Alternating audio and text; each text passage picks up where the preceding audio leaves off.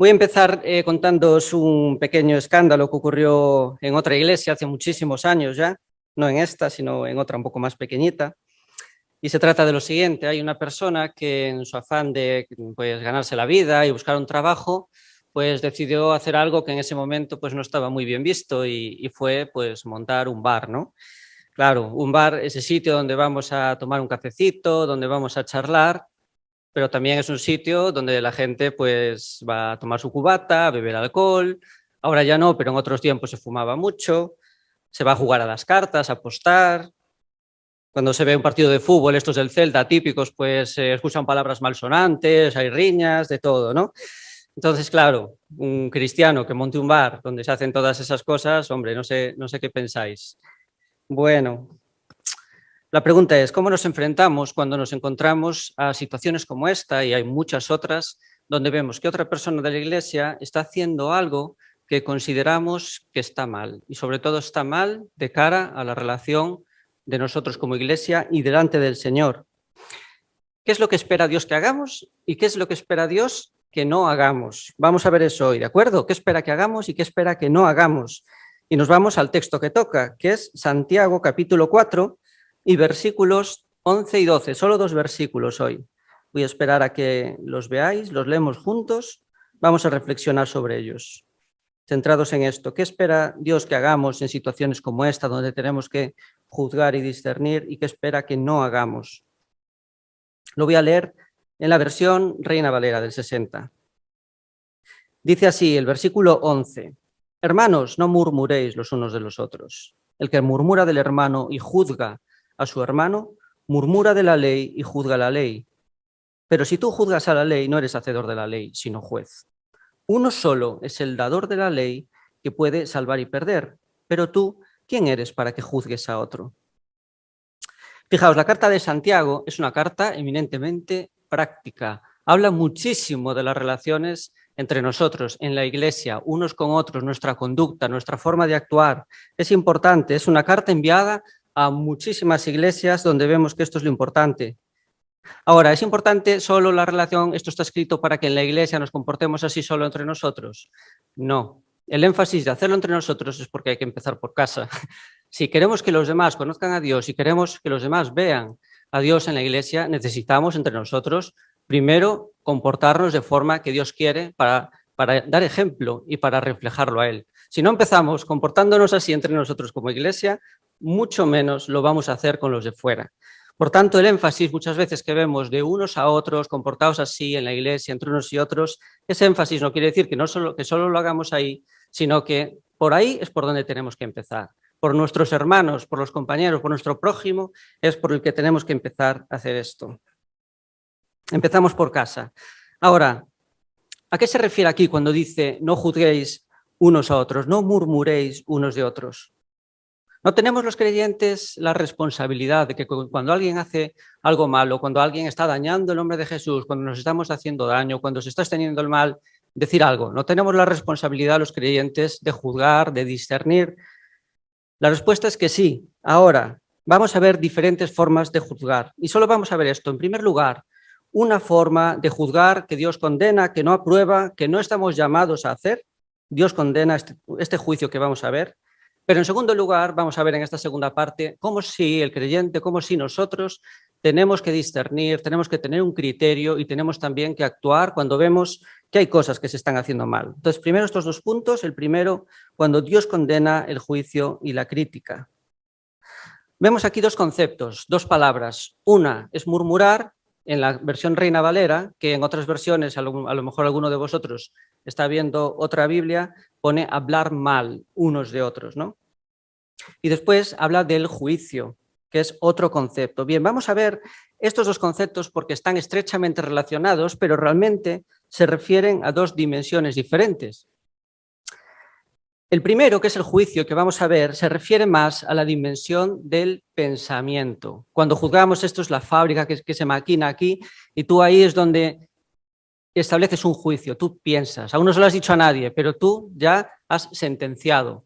Te llega una información de una persona y ya dices, esto está bien, esto está mal, ya generas ahí el pensamiento, eso se queda, y ese juicio es lo que después vas a expresar, pero Esto es en esa esfera del pensamiento. ¿Os dais cuenta? Es cuando nosotros pensamos y establecemos un criterio. El juicio aquí se refiere a esta acusación, a esta sentencia. Cuando ya decimos el otro lo ha hecho mal, eso es algo que se procesa ahí. Ahora bien, hay otra dimensión, la otra palabra que aparece aquí, que es hablar. Eso ya no se refiere tanto al pensamiento, que sale del cerebro y del corazón, sino que se refiere a la expresión, a cómo utilizamos esa sentencia, y eso se refiere más a la boca, a cómo hablamos de esto, ¿no? Entonces vemos que están estrechamente relacionados, por una parte es ese juicio, pero por otro lado es cómo lo expresamos, cómo hablamos sobre esto. Y esto es donde vamos a ver que Dios hay un juicio que condena y del que no estamos llamados a practicar ni a hacer. Vamos a ver 4 rasgos que he visto en la Escritura en diferentes contextos donde se condena este tipo de juicio y lo completamos de esta manera. 4 rasgos que caracterizan a este tipo de juicio. En primer lugar, estos juicios, estas sentencias hacia los demás, esta crítica, no es constructiva. Este es el primer rasgo, que no es constructivo para los demás. No busca una motivación de edificar al otro, de amor, de ver que está haciendo algo que no debe de hacer, pero voy a ir a hablarle para que pueda cambiar, para que pueda hacerlo mejor. No hay esa motivación, más bien hay una motivación de crítica, algo despectivo, de menosprecio hacia el otro. Es más un desahogo personal que muchas veces hacemos con otras personas. Ni siquiera se hace directamente, sino que se hace con otros para dejarlo mal. ¿Y qué hacemos con esto? Esparcimos y dejamos muy mal el nombre de nuestro hermano. ¿Te enteraste que esta persona hizo esto? ¿Te enteraste que esta persona hizo lo otro? Fijaos, no estamos deseando el bien, no estamos edificando, sino que estamos haciendo todo lo contrario. Fijaos, en Santiago 5:9, esto se va a exponer un poco más adelante, dice: hermanos, no os quejéis unos contra otros para que no seáis condenados. ¿Os dais cuenta? Esta crítica vacía, esta crítica hacia cómo los demás hacen las cosas. Os voy a contar una experiencia de cuando yo estaba en el instituto. Estaba con mi corrillo de amigos y, claro, pues es muy típico criticar a los profesores. No sé si vosotros lo hicisteis alguna vez, pero bueno, seguramente sí, ¿no? Y estábamos en un grupito hablando y yo estaba criticando a una profesora y cuando me di cuenta, pues estaba detrás mía. Os podéis imaginar, ¿no? Trágame tierra. Estaba criticándola y la mujer oyendo cómo lo estaba haciendo. Y desde luego, pues lejos de construir esa relación entre los dos, pues se fracturó aún más, ¿no? ¿Qué daño hace cuando te das cuenta de que alguien en la iglesia ha hablado mal de ti? No ha buscado construir, sino que lo que ha buscado es de alguna forma desahogarse a lo mejor, pero ha esparcido algo que ha dañado tu imagen. Perdón. Por tanto, esta primera parte en la que hay una crítica y no es nada constructiva. Segundo rasgo de este juicio que es condenado por Dios, y es que muchas veces se hace desde una actitud de soberbia. Es una actitud de superioridad moral, de verme yo muy limpio, de decir, yo soy el que tiene todo el conocimiento, yo sí que sé lo que Dios espera y lo estoy haciendo bien. Y el otro, ese sí que lo está haciendo mal. Es una sentencia desde el pedestal. Vemos a los demás por encima del hombro. Vemos como si nosotros fuéramos muy buenos y el resto fuera muy malo. O esa persona a la que estamos criticando, estamos segurísimos de que lo está haciendo mal, pero nosotros lo estamos haciendo bien. Es una superioridad moral, es una superioridad incluso intelectual a la hora de ver que el criterio que tú estás teniendo es muchísimo mejor. Jesús condena esto y lo hizo con sus discípulos en muchas ocasiones, pero en especial os traigo esta, que es cuando hace una parábola sobre el fariseo y el publicano. Muchos de vosotros la conocéis, 2 personas se acercan a Dios, al templo, y el fariseo va diciendo, Señor, gracias por haberme hecho así, porque me haces limpio, porque yo pago la ofrenda cuando hay que pagarla, porque yo exhorto a los demás. Y mira este sí que es un pecador, qué mal hace las cosas, ¿verdad? Muchas veces cuando nos enfrentamos a situaciones donde tenemos que juzgar, lo hacemos desde una posición que es soberbia, que es altiva. Nos damos protagonismo a nosotros mismos, nos ponemos nosotros como verdaderos maestros. Y eso lo acusa también aquí Santiago. No seáis maestros vosotros, sino más bien servidores. Tercer rasgo de este juicio que Dios condena, y es que también se hace muchas veces desde una actitud de hipocresía. Volvemos a Jesús en Mateo 7, hace una mención especial aquí, dice, antes de ver la paja en el ojo ajeno, antes de ver lo que está haciendo el otro, quita la viga que está en tu propio ojo. La hipocresía implica el condenar a los demás, aun cuando nosotros estamos haciendo lo mismo. No sé si alguna vez estuvisteis en alguna conversación donde una persona se está quejando de otra o de otras, cuando realmente en su vida dices, caray, pero si tú estás haciendo lo mismo. Yo estuve en alguna conversación así, detectas eso muchas veces cuando hablamos de los políticos, los ponemos a parir, pero te das cuenta cuando te ves a ti mismo y dices, cuidado, cuidado porque estoy criticando al otro, pero realmente yo estoy haciendo lo mismo. Así como tú acusas al otro, también se te medirá a ti, dijo Jesús en una ocasión. Vemos un ejemplo muy bueno de este juicio cuando a Jesús se le acercan unos fariseos con una mujer que claramente, es verdad, había hecho algo malo, una mujer que había cometido adulterio, se había acostado con otra persona y todos la traen allí, ¿para qué? Para apedrearla, para matarla. Claro, Jesús, que tiene el criterio perfecto, y dice, ¿la queréis matar a ella? Bueno, dice, que tire la piedra, el que primero que esté libre de haber hecho esto también. No a lo mejor a través de un adulterio, pero sí a través de otras cosas. Esta actitud de hipocresía, cuando criticamos a los demás, cuando los juzgamos, desde esta soberbia, desde esta hipocresía de no entender que nosotros también estamos muchas veces haciendo lo mismo, pero con otras cosas. Haremos bien en examinarnos primero nosotros antes de juzgar al resto. Primer rasgo, que no es constructivo, lo repasamos. Segundo, que hay una actitud de soberbia. En este tercer rasgo vemos esta hipocresía.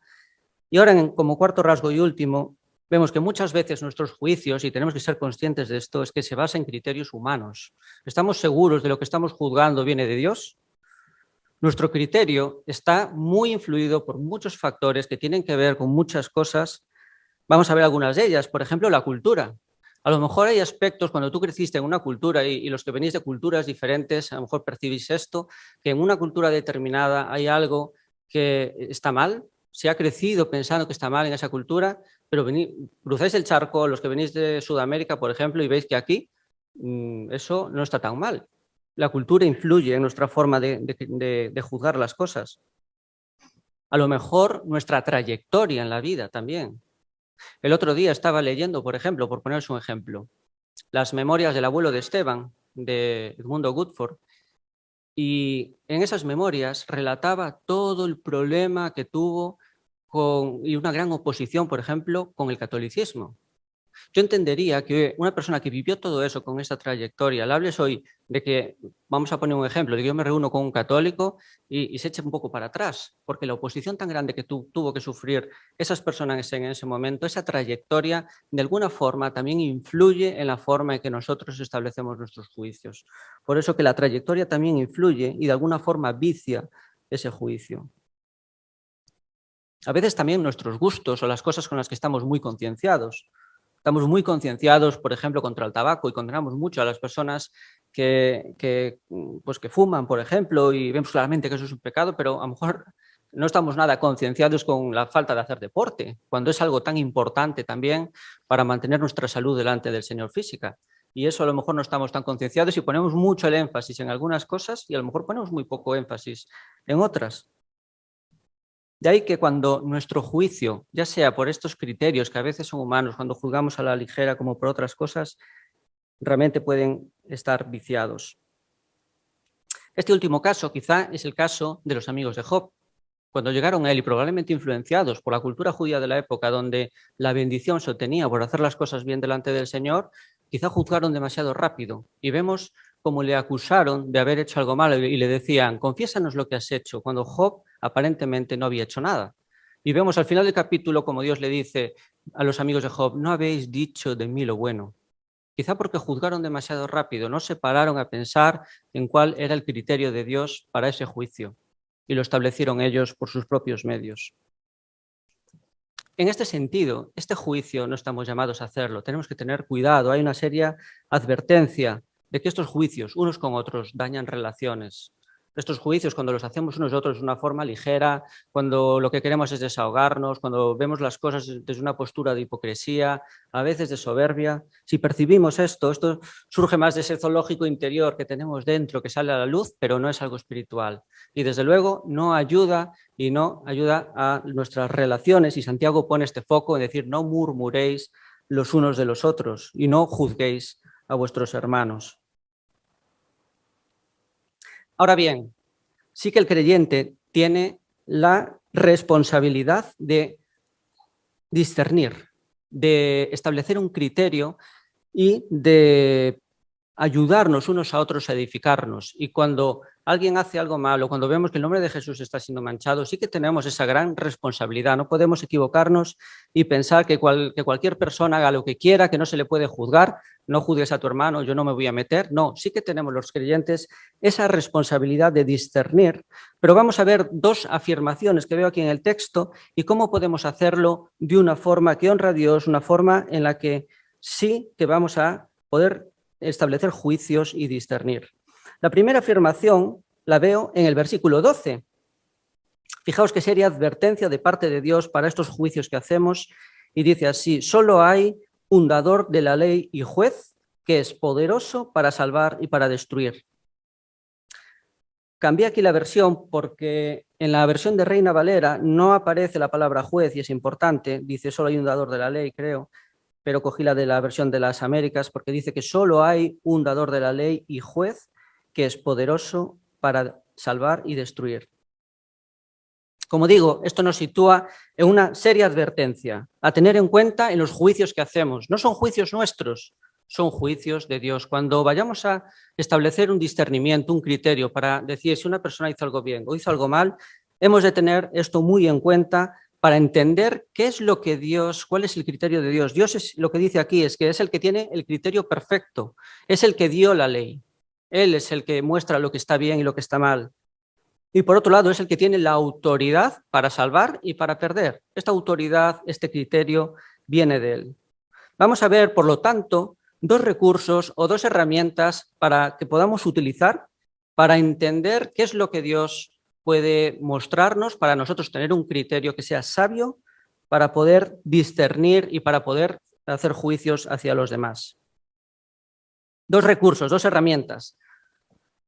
Todos las conocemos. Lo que voy a decir ahora no es nuevo y lo repetimos muchas veces. ¿Cómo podemos saber, cómo podemos someternos a lo que Dios quiere? ¿Cómo podemos tener un criterio sabio y un criterio que esté acorde con lo que Dios quiere? Lo primero, abriendo su palabra. En su palabra vemos, es una revelación que Dios nos dio como un manual de amor para que nosotros veamos ahí dónde está su ley, qué es lo que Él quiere, qué es lo que no quiere, cómo podemos tener un criterio sabio. Ahora bien, no basta con leer. Leer está bien, pero si queremos realmente discernir bien y tener un buen criterio para lo que Dios quiere en ese momento, es necesario profundizar, es necesario contextualizar, es necesario estudiar, es necesario ver qué es temporal, qué es permanente. Fijaos lo que dice Timoteo 2:15: procura con diligencia presentarte a Dios aprobado como obrero que no tiene de qué avergonzarse, que maneja con precisión la palabra de verdad. Para manejar la palabra con precisión es necesario pararse, es necesario estudiar, es necesario reflexionar, es necesario dedicarle tiempo. ¿Cuántas veces podemos dar malos consejos, podemos enjuiciar mal a otras personas por no haberle dedicado tiempo, por no habernos sometido con docilidad a querer entender qué es lo que Dios quiere para ese momento? Voy a poner aquí otro ejemplo. Hace poco, ahora que salimos de la Navidad, una persona me venía preocupada porque se había puesto un árbol de Navidad y decía que no estaba seguro de que eso fuera correcto delante de Dios como iglesia, ¿no? Y bueno, habría que analizarlo, es posible, puede ser que sí, puede ser que no. Pero donde había visto eso es en una publicación en Facebook en el que argumentaba que el árbol no se podía poner, lo hacía en base a Jeremías 10. En Jeremías 10 no habla de los árboles de Navidad. En Jeremías 10 era una época mucho más antigua para hablar del árbol de Navidad. Como digo, a lo mejor no habría que ponerlo, habría que ver qué argumentos se tienen con una base bíblica, pero no podemos descontextualizar las cosas y utilizar textos que a lo mejor no hablan para nada de eso. Y a veces sí que corremos ese riesgo de cuando hacemos juicios, aún en base a la palabra de Dios, con cosas descontextualizadas, con versículos que no hablan del todo de esa parte. De ahí la importancia de acercarnos al texto bíblico y de formarnos y de madurar y utilizarla bien con precisión. Así podremos discernir mejor, podremos someternos, ser dóciles a cuál es el criterio realmente de Dios. darle este énfasis a las Escrituras.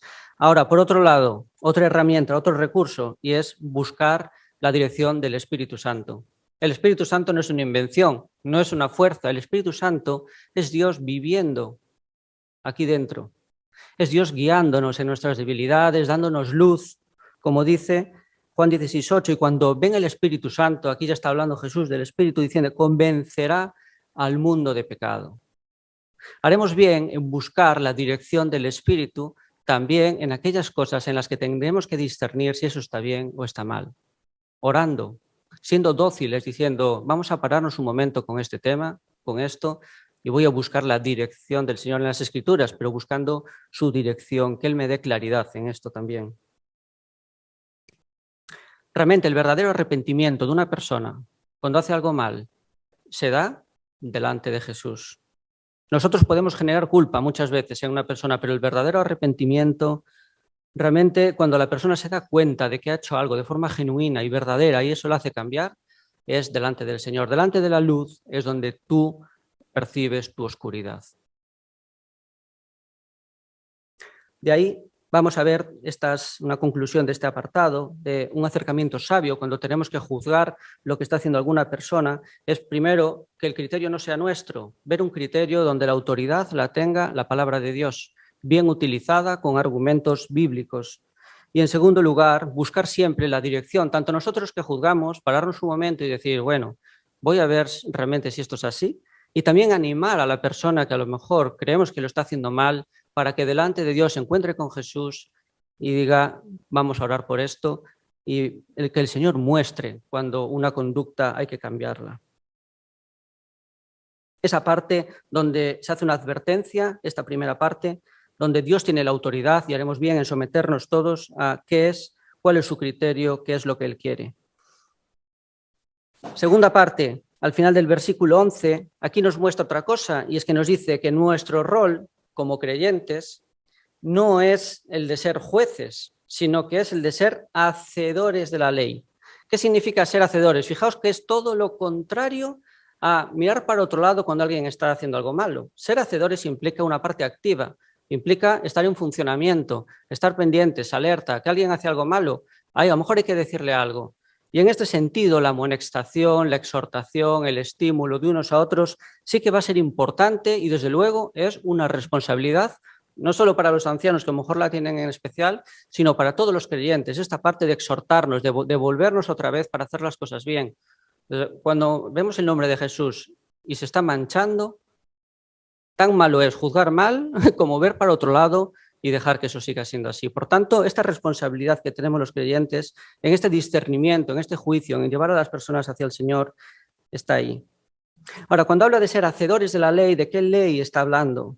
Es la ley del amor, este conjunto de principios que Jesús vino a implantar y estas conductas que los creyentes debemos de poner en práctica todos los días, que le honran, una forma de vivir sujeta a lo que Él no condena. Esta ley donde la regla suprema, Jesús lo dijo, que era el amor. Cuando amamos a otro y cuando tenemos el amor en el centro de nuestra conducta con los demás, dice, con eso ya casi cumplís toda la ley. Esa es la regla suprema, cuando hacéis las cosas con amor unos a otros. Y en este contexto sí que se puede amonestar, sí que cabe la exhortación, sí que cabe el estímulo y la reprensión de ciertas conductas hacia los demás. Vamos a ver 3 actitudes que he encontrado en la Escritura que de alguna forma nos llevan a poder discernir bien y en nuestra relación unos con otros para que podamos crecer juntos. 3 actitudes que reflejan ese amor y en los que sí que sería adecuado ese juicio y ese discernimiento. La primera actitud es la actitud de humildad. Ayer Timoteo nos hablaba de la humildad, del ejemplo de Pablo, de cómo exhortaba a los demás con lágrimas, cómo él se ponía como un servidor y no como ese maestro soberbio, arrogante, que menosprecia, que desprecia al otro para enseñarle lo que él quiere, sino que se mostraba en una igualdad. Y nos hacía referencia a un texto que también traje yo hoy, que es en Filipenses 2:9, cuando dice, no hagáis nada por egoísmo o por vanidad, por poneros a vosotros por encima. Dice, más bien con humildad, considerad a los demás como superiores a vosotros mismos. Esto nos habla de abandonar esa posición de soberbia, de arrogancia y tener en cuenta que todos fallamos, que todos estamos en la misma lucha, que todos tenemos que crecer unos con otros. Voy a lo mejor a decirte algo, pero desde una posición de humildad, desde una posición de que yo también soy un instrumento de Dios, a lo mismo que lo eres tú para mí, para crecer juntos. Eso no quiere decir que no tengamos una convicción en lo que vamos a decir. Es más bien la actitud con la que vamos, no menospreciando, no despreciando, sino intentando amar a esa persona, intentando ser luz unos con otros y ayudarnos. ¿Sabéis una forma en la que percibo yo que alguien es humilde cuando viene a decirme algo? Cuando me escucha. Cuando a lo mejor estoy haciendo algo mal, pero escucha por qué lo hago. No me oye, me escucha. Es diferente. Y me entiende. Y después a lo mejor me dice algo, pero me escucha. Hay gente que viene directamente a decirte lo que tienes que hacer. No te escucha siquiera, no sabe por qué estás haciendo las cosas, pero ya viene como con la espada en la mano para condenarte y acusarte. Desde luego, Dios estamos llamados a abandonar esa posición de maestro y a servirnos unos a otros. Por tanto, la humildad y una amonestación en humildad es algo que debería de caracterizarnos en las relaciones unos con otros. Segundo rasgo del carácter, la bondad.